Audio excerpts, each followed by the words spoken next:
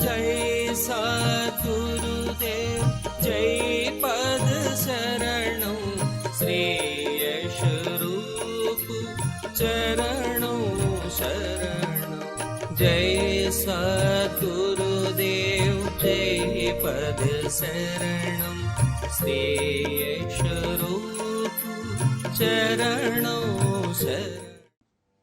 पूज्य माता और बंधुओं, एक बार एक डॉक्टर ने प्रश्न किया कि साहब पूजा से क्या फायदा।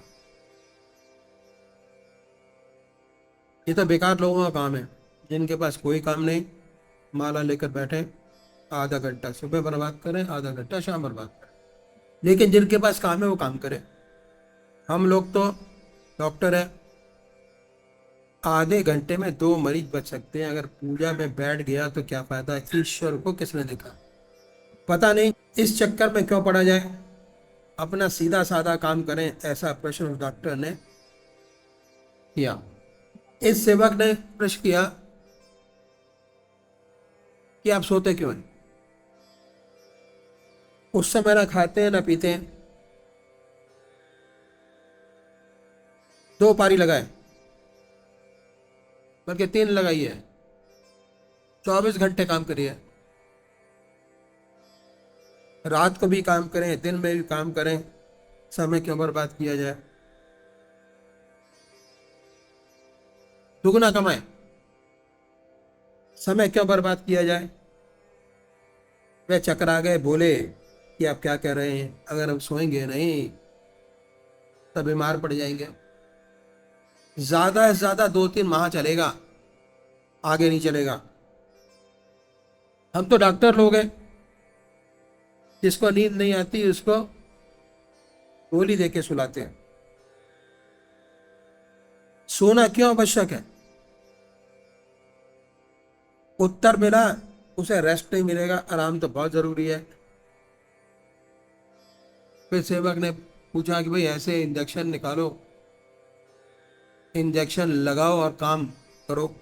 डॉक्टर ने कहा कितने भी इंजेक्शन लगा लो, सोना तो आवश्यक है, सोना तो पड़ेगा ही। हमारी जो साइंस है वो अभी बॉडी तक सीमित है। वास्तव में हमारी पर्सनैलिटी कुछ अनोखी है। हमें शरीर नहीं, हमारे 3 शरीर हैं। ये स्थूल शरीर है जो सामने दिखाई दे रहा है, नाक, कान, हाथ, पैर। दूसरा शरीर और है जो मन, बुद्धि, चित्त और अहंकार से मिलकर बना है, उसे हम सूक्ष्म शरीर कहते हैं। जितने सोच विचार के काम है हम सूक्ष्म शरीर से करते हैं,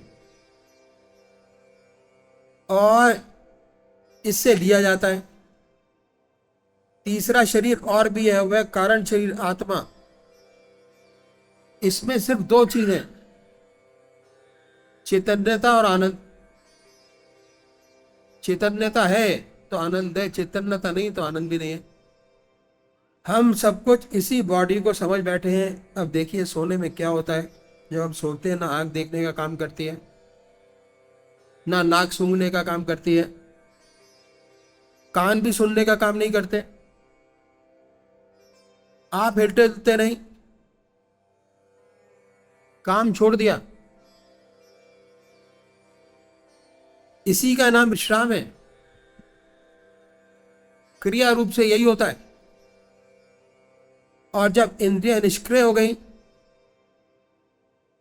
तो इनका आधार है मन। मन में सिमट गई। इनको ताकत मन से मिलती है, खाने से नहीं मिलती, दूध से नहीं मिलती,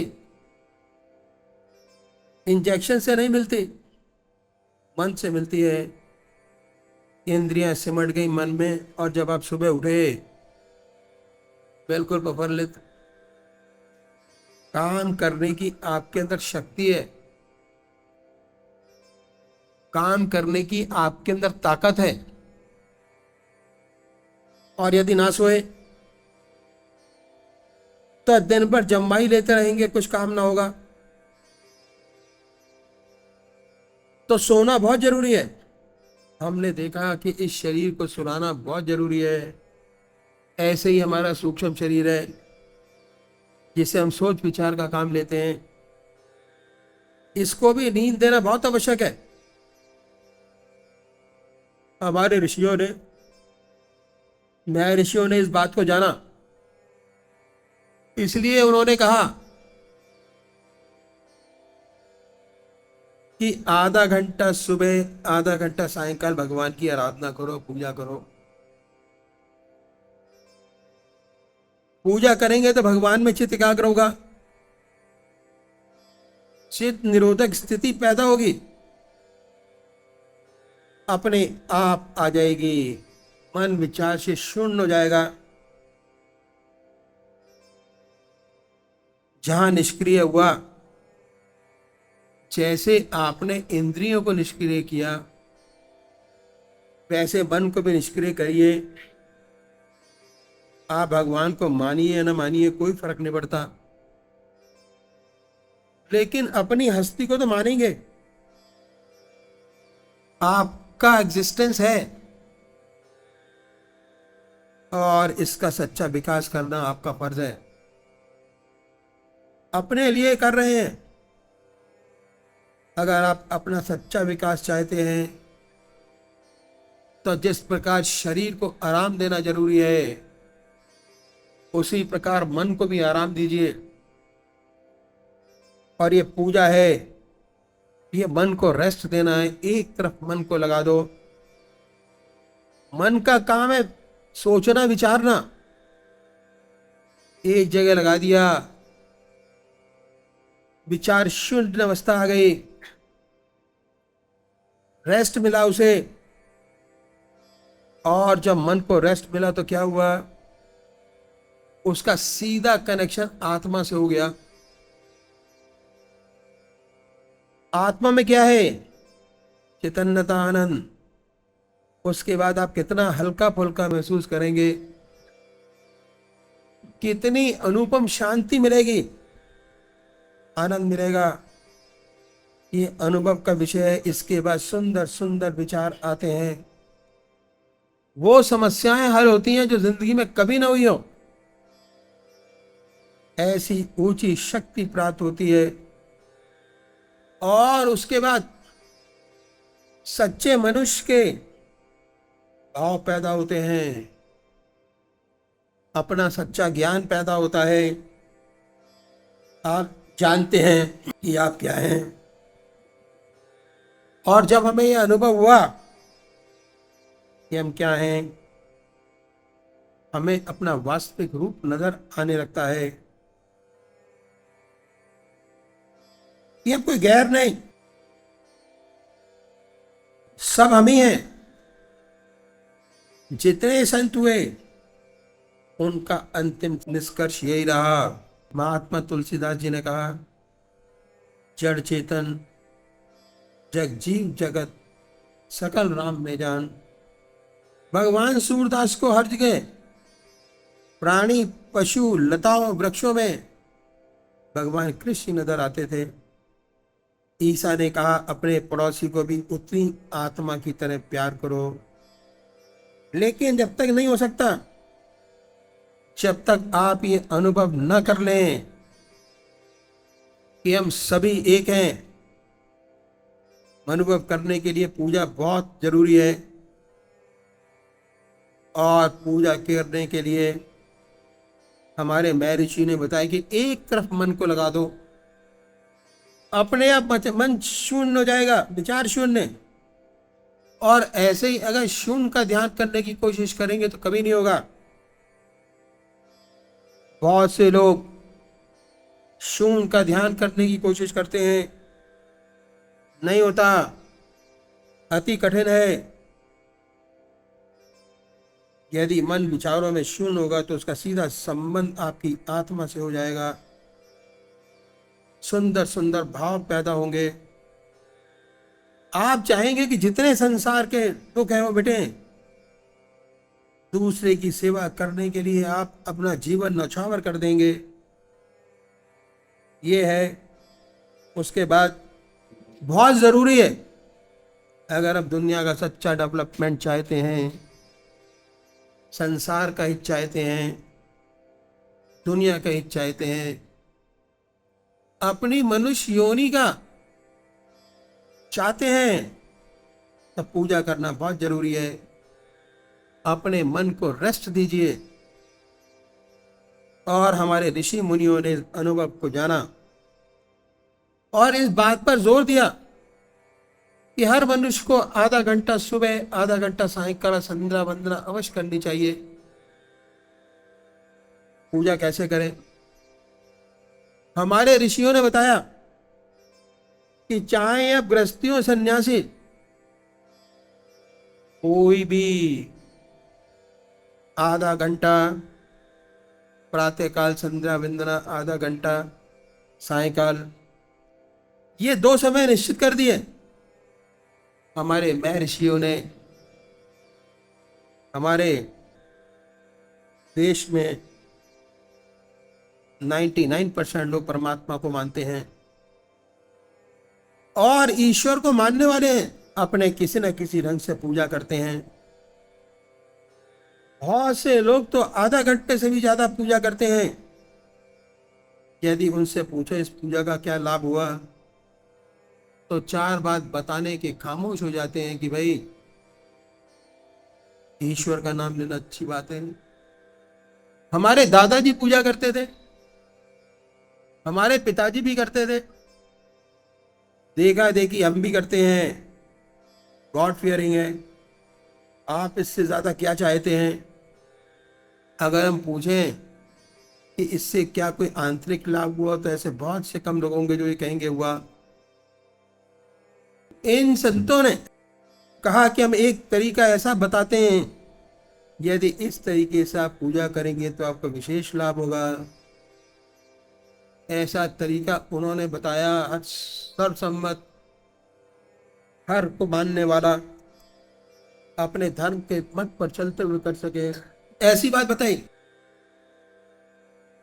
और मैं आपके सामने रखता हूं, संसार में हर मजहब में 2 प्रकार के व्यक्ति हैं और पुराने जमाने से चले आ रहे हैं कि नई बात नहीं। इनमें आपस में झगड़े भी होते हैं, वाद विवाद भी होते हैं, लेकिन सब होते आज तक दोनों कायम है।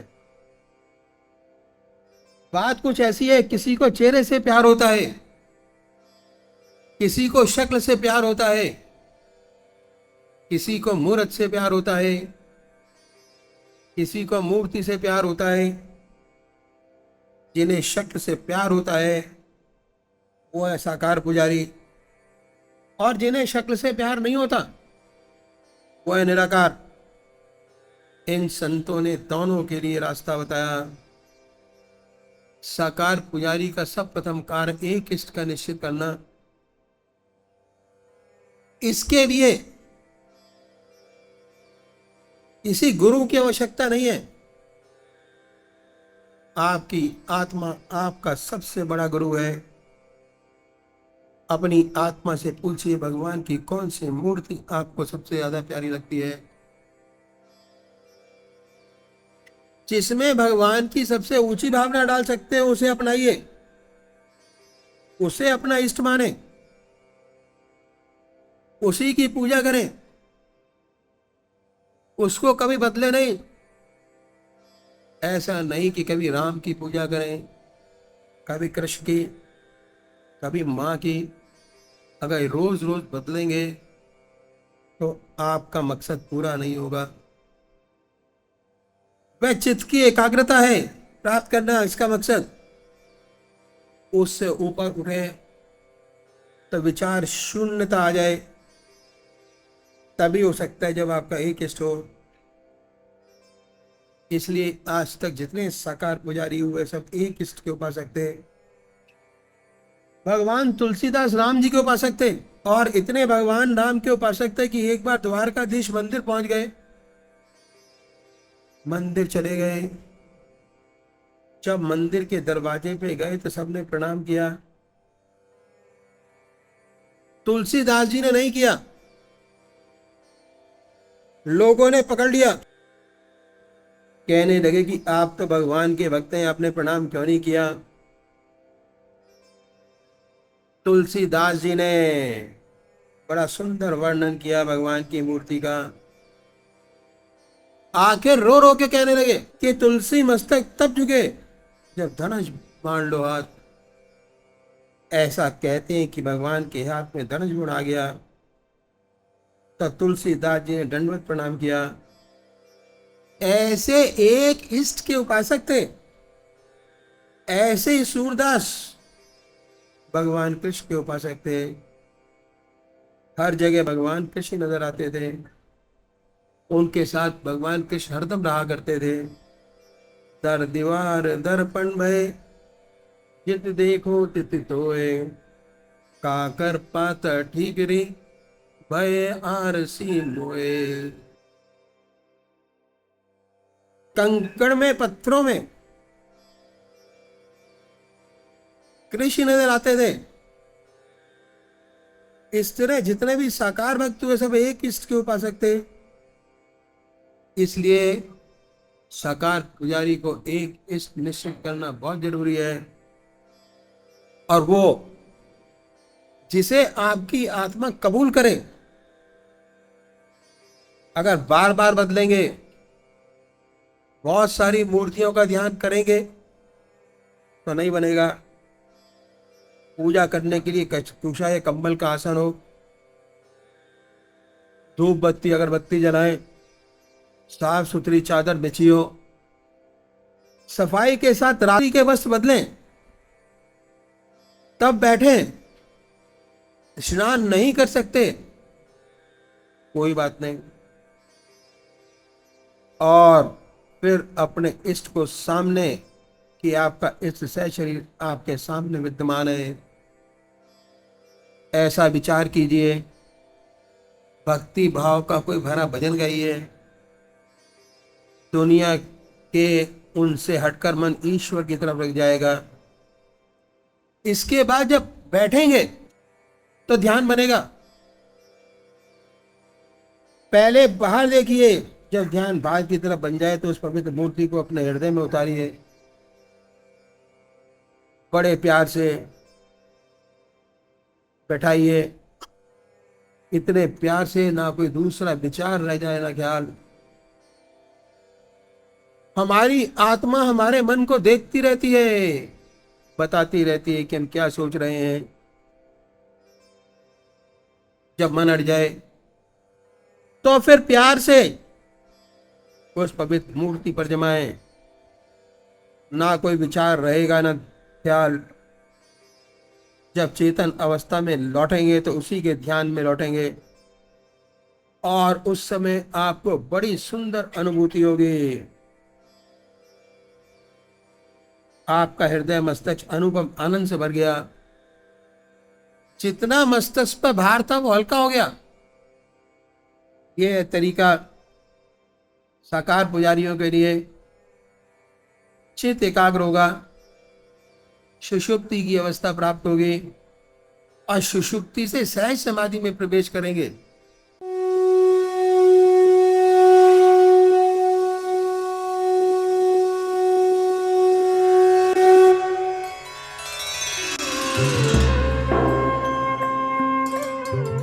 ध्यान योग के कार्यक्रम आनंद योग से निशुल्क जुड़ने के लिए संपर्क करें 9810239677।